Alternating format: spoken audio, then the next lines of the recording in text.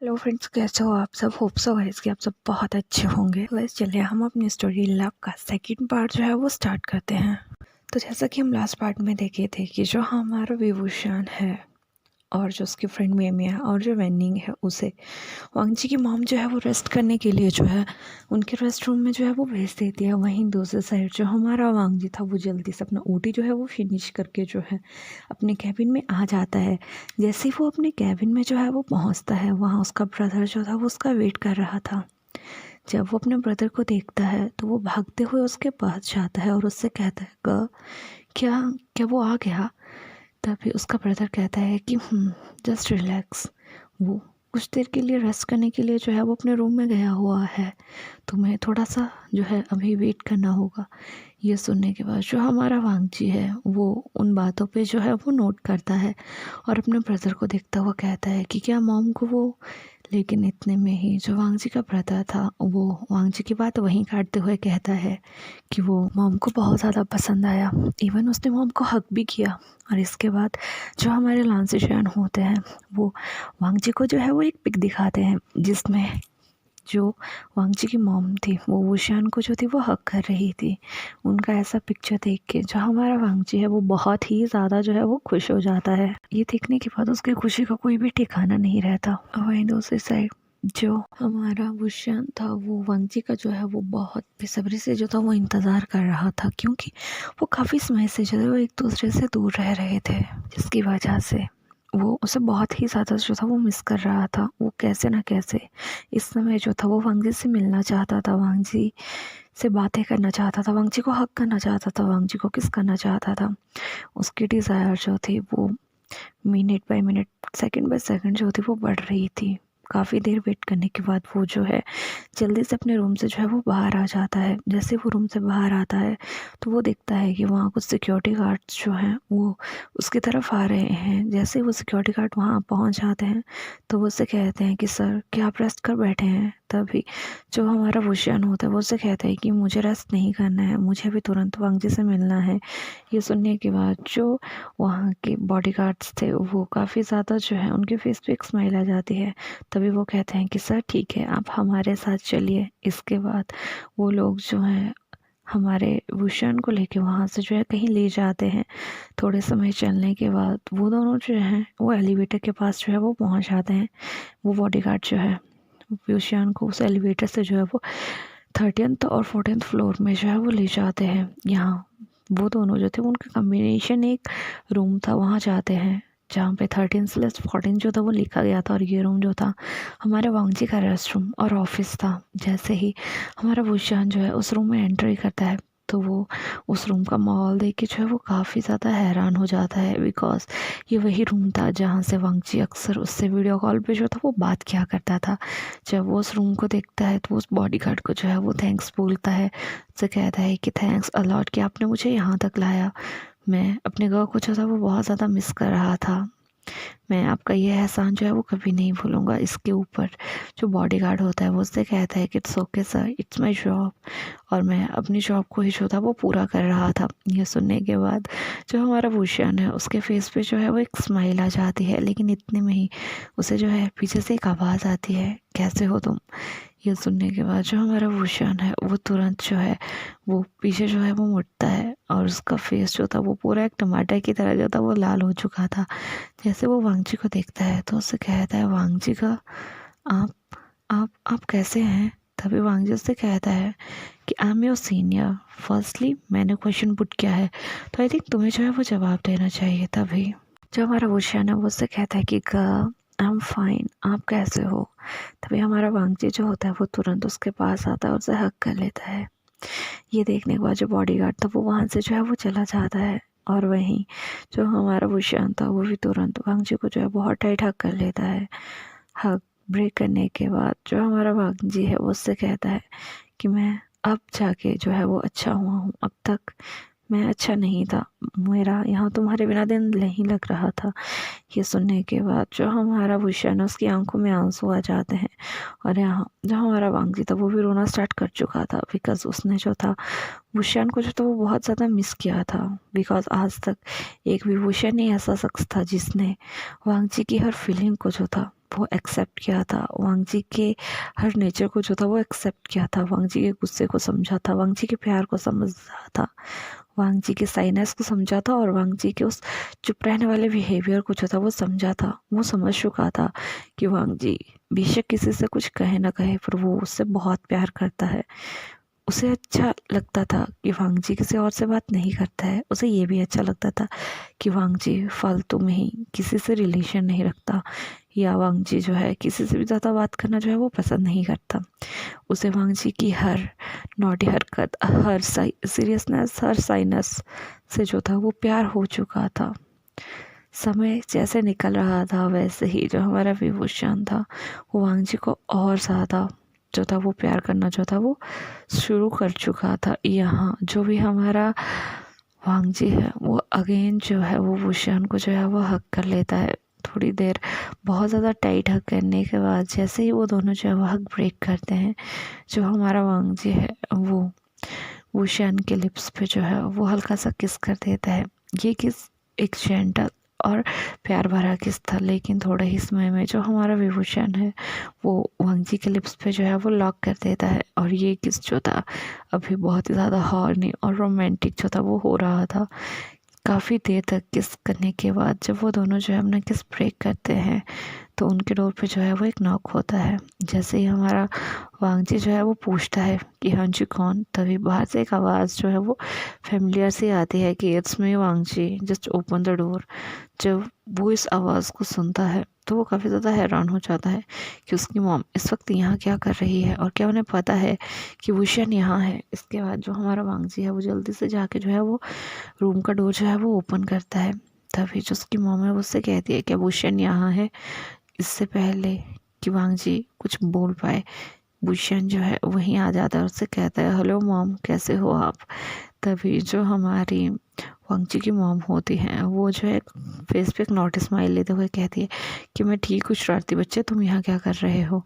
तभी जो हमारा वुशियन है उससे कहता है कि मॉम मैंने आपको बताया था ना कि मैं वांग जी को बहुत ज़्यादा मिस कर रहा हूँ, इसलिए मैं यहाँ इनसे मिलने आ गया। ये सुनने के बाद जो वांग जी की मॉम होती है वो बहुत ही ज़्यादा रिलीव्ड जो थी वो दिख रही थी, लाइक कि उसके बेटे की लाइफ में उसकी माँ की तरह ही एक कोई और पर्सन है जो उसके लिए कुछ भी कर सकता है।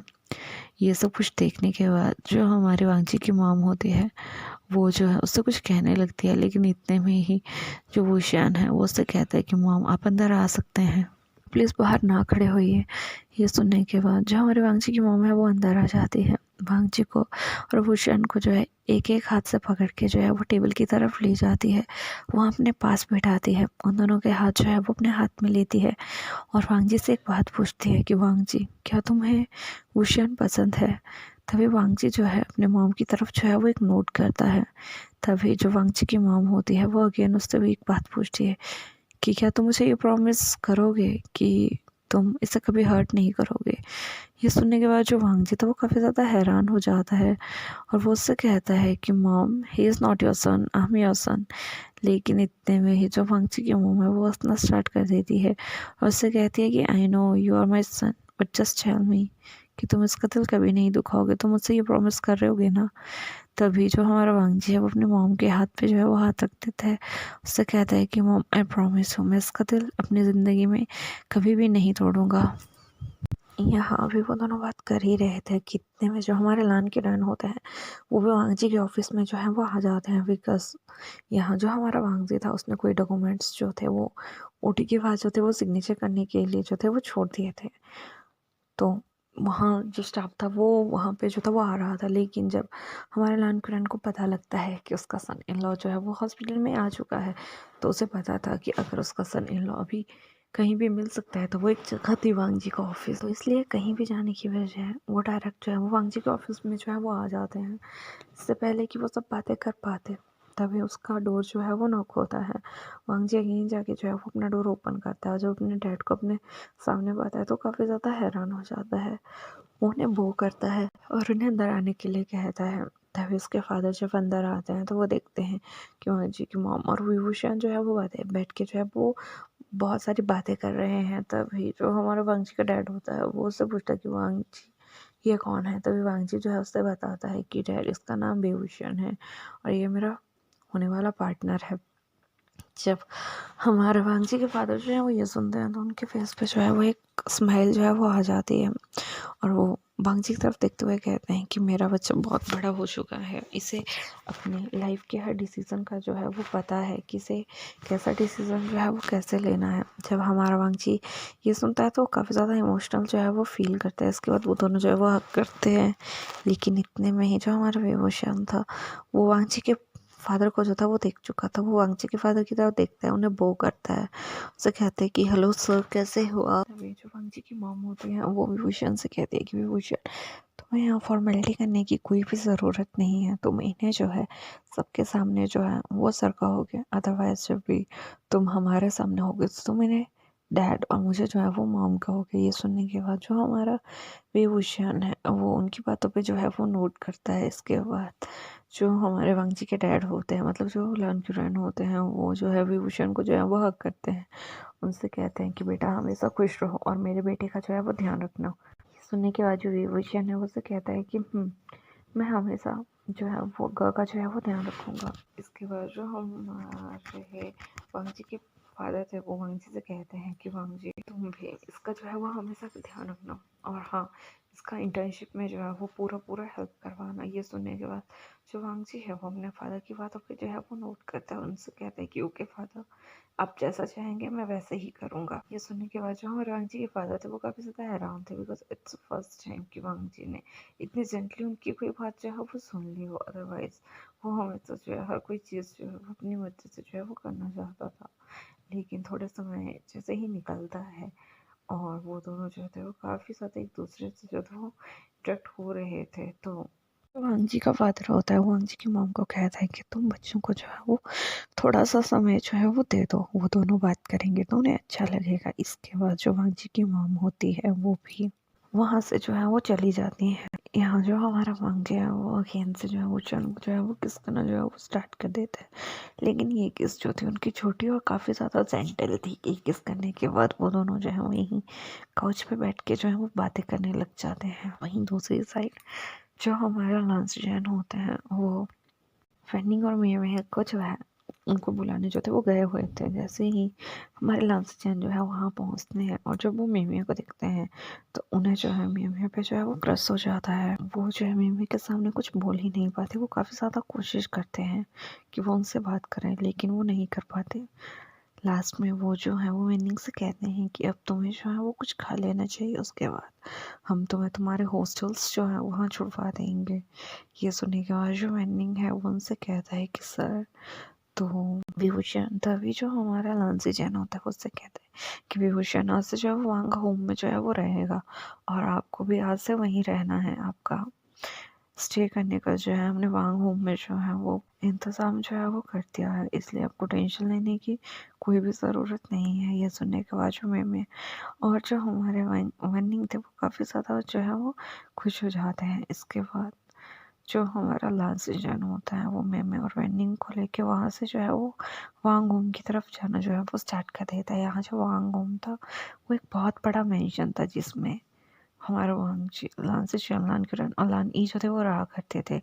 आज से उस होम में जो है वो 3 न्यू मेंबर्स की जो थी वो एंट्री हो रही थी, जिनमें first one is our Vibhushan, second one is our Mimi और थर्ड वन इज़ आवर वैनी।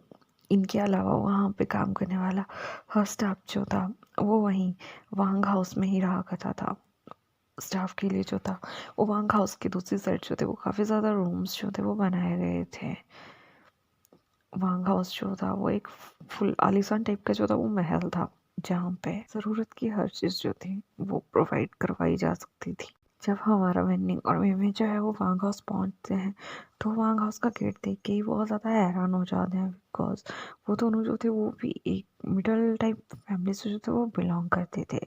और जब वो देखते हैं कि वांग होम इतना बड़ा है तो उन्हें जो है यकीन नहीं होता कि जो वांगजी है वो इतने बड़े वांग होम में जो है वो रहता है। लेकिन जैसे जैसे वो अंदर जा रहे थे वैसे वैसे ही उनकी जो थी मतलब वो फेस जो थे ना बड़े बड़े हो रहे थे। खास हर जगह कोई ना कोई सर्वेंट जो था वो अपना कुछ ना कुछ काम जो था वो कर रहा था। तभी जो वेनिंग वेनिंग है वो उनसे पूछता है कि सर यहाँ पे कितने पर्सन जो है आपकी फैमिली में रहते हैं। तभी जो हमारा लॉन्सिशान होता है वो वेनिंग से कहता है कि वेनिंग हम घर पे पहुँच चुके हैं तो तुम मुझे जो है वो ब्रदर कह सकते हो।